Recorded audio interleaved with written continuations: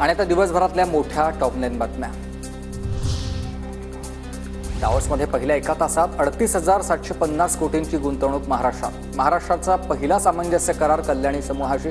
कल्याणी समूह गडचिरोलीमध्ये 5,200 कोटी रुपयांची गुंतवणूक करणार आहे, तर रिलायन्स इन्फ्रा 16,500 कोटींची आणि बालासोर एलॉय 17,000 कोटींची गुंतवणूक महाराष्ट्रात करेल।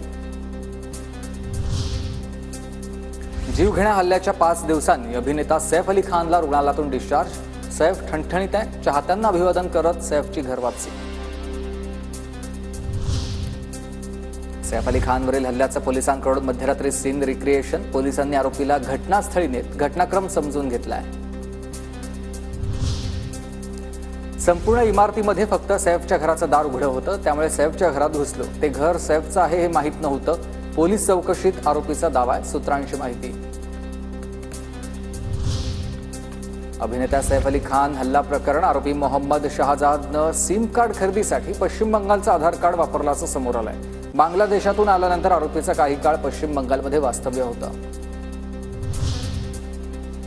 HIV अफवेमुळे संपूर्ण कुटुंबाला वाईट टाकल्याचा धक्कादायक प्रकार आष्टी तालुक्यातल्या एका गावात समोर आलाय। कुटुंबातल्या मुलीच्या मृत्यूनंतर ही अफवा पसरवण्यात आरोग्य विभाग आणि पोलिसांचा हात असल्याचा आरोप आहे। विजाधारकांनी आता जन्म दिलेल्या बालकांना थेट अमेरिकेचं नागरिकत्व मिळणार नाही। अमेरिकेचे राष्ट्राध्यक्ष होताच डोनाल्ड ट्रम्प यांचा मोठा निर्णय। अमेरिकेत आता तृतीयपंथीय यांना देखील मान्यता नसेल। छत्तीसगड पोलीस आणि सीआरपीएफच्या कॉम्बिंग ऑपरेशनमध्ये 10 नक्षलवाद्यांना कंठस्नान। चकमकीमध्ये 1 कोटी रुपयांचं बक्षीस असलेला जहाल माओवादी चलपती ठार झालाय। मोठ्या कॅडरच्या नक्षलवाद्यांना कंठस्नान।